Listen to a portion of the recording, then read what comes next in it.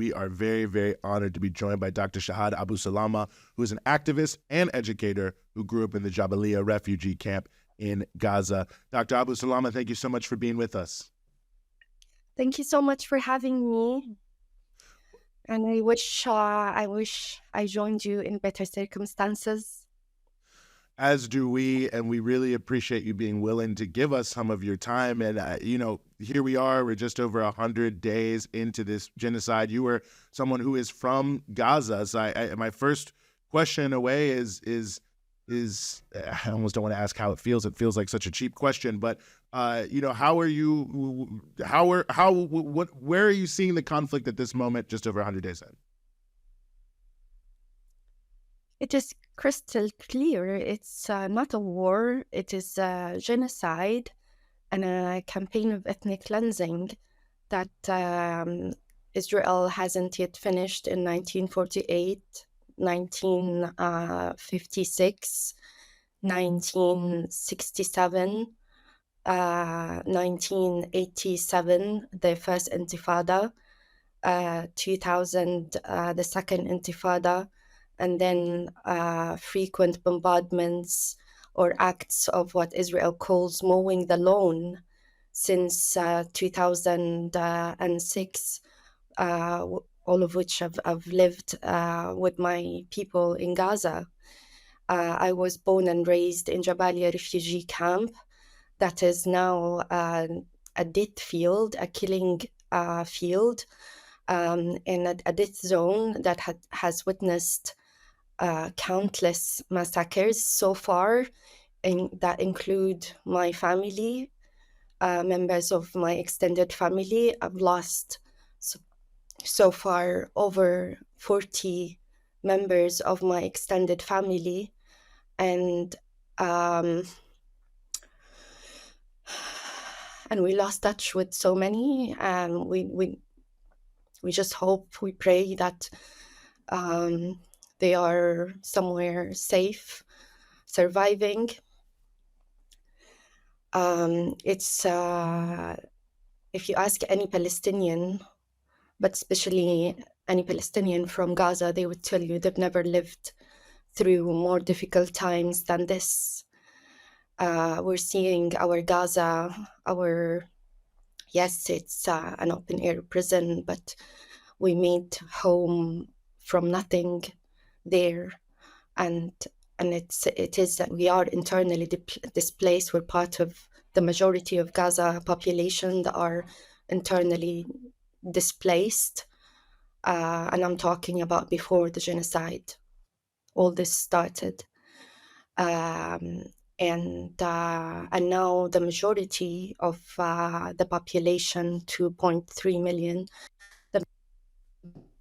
of them, over 80% of people are displaced, and those include my family, who have had to flee 2 or 3 days after the genocide started from the north, which had become almost uninhabitable under severe bombing. It was the most severe at the time, that Al-Saftawi Street had become very dangerous, so they had to flee to Nusayrat refugee camp, where they spent a couple of months and then displaced again, and now they're in Rafah in a tent. In Rafah, they are in Rafah, southern Gaza, in a tent. My father, who's 72 years old, is in a tent. My brother, my youngest brother, who's a father of 2 toddlers, one is 5 years old, and the second is 5 months old. She was born on my birthday. She was born on my birthday, 24th of August. And I thought that the world has given me, like, what a bliss that I've had my niece born on the same birthday as me. And I started fantasizing all the birthdays that we're going to celebrate together in the future. But I sincerely worry that my niece will not survive. And we're hearing of toddlers being waken up, their parents waking up to them, freezing dead cold bodies because they're intense in freezing cold weather. You have to remember Gaza, some Israeli ministers tried to, like Mark Ragav in the UK here, a settler from Hungary who moved to Israel and has made his life mission facilitating the oppression of the Palestinians and legitimating it and justifying Israel's image and all that. He was saying that undermining the scenes of hundreds of men being stripped of their clothes, stripped of their dignity, humiliated, and put for the world to see. Israelis filmed them themselves after they've done this to so many men and boys, children.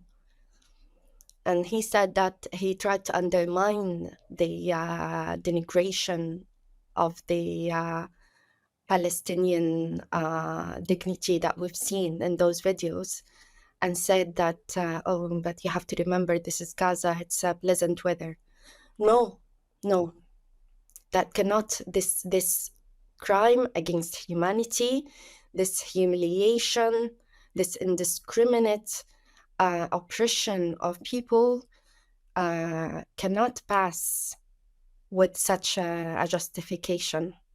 It is dehumanizing. And for anybody to hear this, it is offending to our sensibilities, to our human feelings. It should be offensive to all of us, whether you have people there or not.